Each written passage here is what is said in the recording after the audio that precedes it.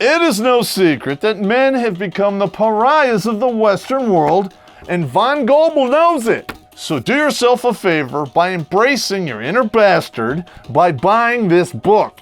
The Rules, Reclaiming Your Freedom, Manhood, and most importantly, your sanity. Because without your sanity, what are you gonna do? Ventilate your thinking meat?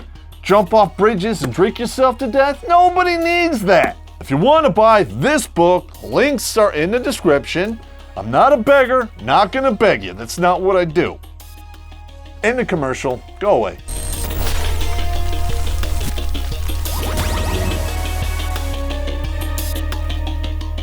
What's going on, you wall-hitting whiners? Terrence Popp here, Redonkulas.com. Good Popp showed up today.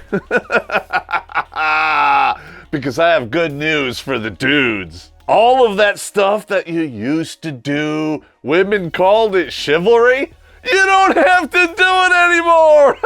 Winning! 10 things men don't do anymore. Oh, somebody hit that wall without airbags. Now she wants to sell the car back in the showroom for full retail.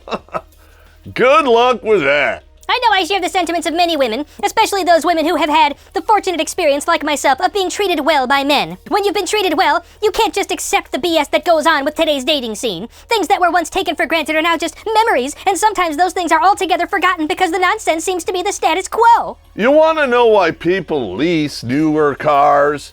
Because they don't require as much maintenance. And it's fun to swap it out every couple years for a better, younger model. Guilt-free, of course. On top of that, newer cars are sleek, flawless, and well lubricated, if you know what I mean. They look good, they handle well, and there's an incentive to keep them that way. If I wanted a lemon full of stains, mystery dents, and puddles on the driveway, I'd buy a used car. And why is that? Because it's cheaper.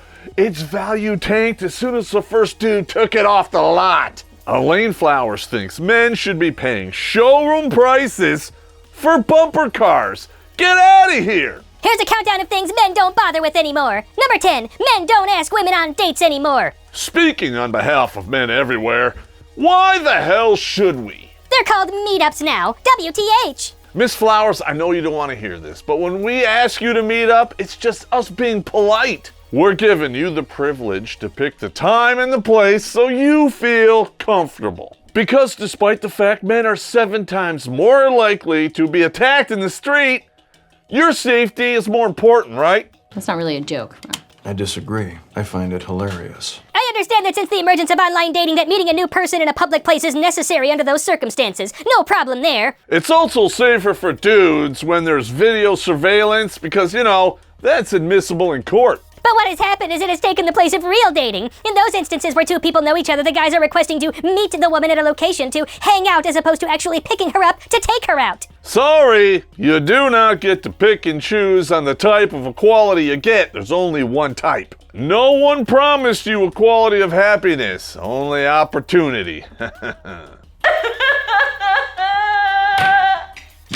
Number 9, men don't ask women out in advance anymore. Because guess what happens whenever we try to do that? If I don't have plans, sure. In other words, no. It's Tuesday night and Sam rings Stephanie to catch up with her. After exchanging pleasantries for a moment, he gets to the point of his call. There's a new movie coming out this weekend. Would you like to check it out on Saturday? By Friday, Steven is checking in to confirm things, and then, oh wait, that's 1984, not 2014. Now when a guy actually does ask a girl out, there's barely enough time for her to do the necessary date prep work. Makeup, extensions, fake nails, booster bra, Spanx, and what have you. Hopefully a Brazilian wax, and taking a selfie and sending it to your OnlyFans. But let me guess, you want a real man. Get out of here! Number 8, men don't take charge of dating plans anymore. In a world where Bumble exists, you really need to shut your mouth.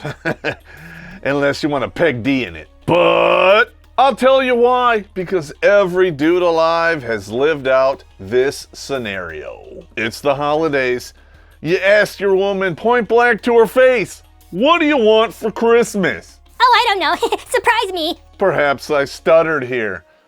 What do you want for Christmas? Because I know if I get you a surprise, that's going back to the store on the 26th. And that is why we don't take charge of dating plans anymore. It's your fault. Because you don't tell us what you like. And when we try to surprise you, it's not good enough. And we won't even find out about it until one of your frenemies gets drunk and tells us about it at the next year Christmas party. Because passive aggression is the only type, right? Space Ghost. There are a few things more frustrating than when you finally decide to go out with a guy for dinner and he leaves all the decisions of where to eat up to you. Oh yeah. What a beta. He won't even pick a place to eat. I feel like I'm his mother. But on the flip side... OMG, he's such a pig. He didn't even ask me where I wanted to eat. Besides, women love it when a man takes charge, but at the same time is open to her opinion. You know, for a best-selling writer, you have a hard time keeping your story straight. Last time I checked, asking where you want to eat is being open to your opinion. In dating, there is no such thing as the strong silent type. You either get one or the other. Either you get a dude who asks you what you want to eat, or you get a dude who tells you exactly what's going in your mouth. Number 7, men don't show up at your door with a gift or a token anymore. So let me get this straight. Not only do I have to shell out $200 to $300 for the whole evening, I have to show up with cash and prizes to begin with? Way back when, a guy would arrive to pick up his date holding something as simple as a single flower, teddy bear, or a book that she said she wanted to read. Wow, I don't know if anyone does that anymore. No, we don't. If we do show up with something, it's either booze or a condom or perhaps both. And why? Because of 2 words, benevolent sexism. Yes, wage gap enthusiasts want you to believe that is a thing. We can't even do nice things without being called the enablers of toxic gender norms. Number 6, men don't work at impressing anymore. Stop trying to make that happen. It's not gonna happen. Something happened with the media advancement of today's age and the need to impress women. Men now seem to be under the assumption that women are supposed to impress them. And that's because you are. I'm sure there are many places to point the finger, but women have been tricked into thinking that they are supposed to be working at the pleasure of men in the virtual world and in real life. Hey, did you hear that, Blake? Yeah, I did. Somebody does not like their view from the other side of the wall.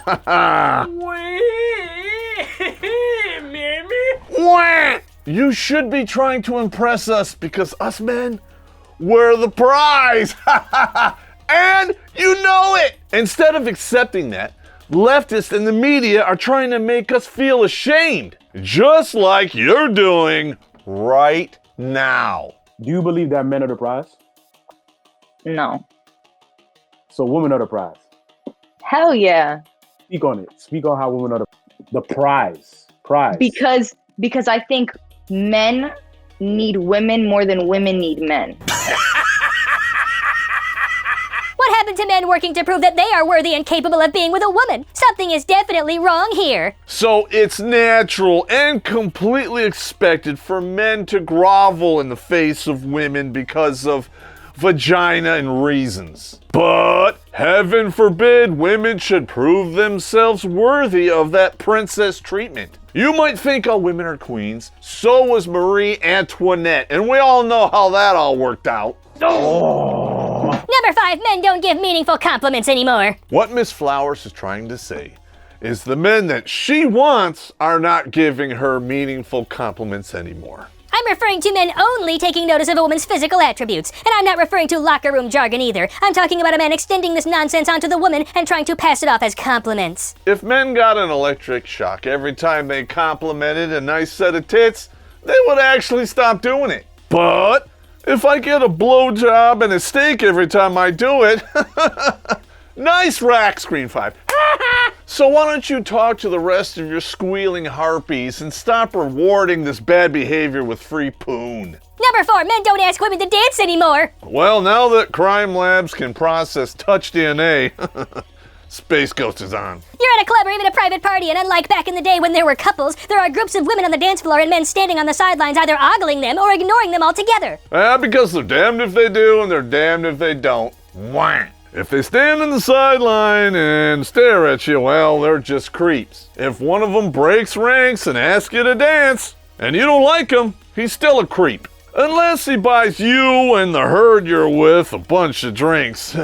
Then he's a simp and a creep. Now, if a woman doesn't ask a man to dance, she's stuck with not dancing at all, or only getting off the wall to join in on a line dance. What you are complaining about, men have been dealing with, I don't know, for centuries. We either act or we go home alone. Number 3, men don't buy drinks anymore. Half the time, the chick we buy the drink for looks at us, says thanks, and walks off because Space Ghost is on. And next thing you know, she's dragging Chad and Tyrone behind the dumb dumpster to complete the 2-point conversion. Not only are women not being asked to dance, men don't offer to buy a woman a drink anymore. However, they have no problem taking up her time talking while sipping on theirs. So what you're saying here is you're kind of thirsty.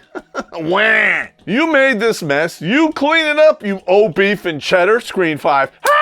Number 2, men don't make phone calls anymore. I do too, but only 3 times. You don't get back to me after that, I am moving on to the next sausage wallet in the Rolodex. I'm all about modern technology, but not to the chagrin of authentic communication. Texting is not a way to get to know someone. Texting is for, I'm on my way, I'm running late, not for, what kind of work do you do, and tell me about yourself. Everyone being short on time and wanting to do things quickly has reduced us to this format of interaction, and it just doesn't work. You think women are any better at this? I can't even get my daughters to answer their damn phones. They let it go to voicemail, and then they text me back 2 hours later with, well, what you want? I wanted to talk. Now I want a drink, maybe watch some Ormpay and send you a picture of my dump. Number 1, men don't accept rejection anymore. Coming from the sex that files 80% of all of the divorces and initiates a majority of breakups, that is rich right there. I don't know if men just don't know how to take it, or they become more sensitive than they used to be, but they seem to be terrified of rejection. Bullshit! Because it happens all of the time and we've grown used to it. And this is the reason they don't do the things listed here anymore. No, it's not. There is no middle ground. You know, the man who puts in the effort and the work to get the woman. Instead, they either don't try at all, or they don't take no for an answer. Just admit it, Miss Flowers. The only real problem you have with these guys is simply this. They don't want you. And the guys who actually do all of this stuff, you don't want anything to do with them. But when you wait to Christmas Eve to do all of your shopping, all of the good toys are gone. The key to encouraging good behavior and action is positive reinforcement. If men stop doing these things, it's because women took the incentive away. Instead, you rewarded a-holes with the rumpy pumpy, and you're mad that they don't want you anymore. At the end of the day, you have no one to blame for this but yourself. We might be out of YouTube jail, but we are still on parole. One more community guidelines strike in the next 90 days could terminate this channel for good. So be sure to follow our alternate channels in the description for complete episodes, and stay tuned for Grunt Speak Live every Thursday night at 8:30 p.m. Eastern, right here on youtube.com/RedonkulaSPop.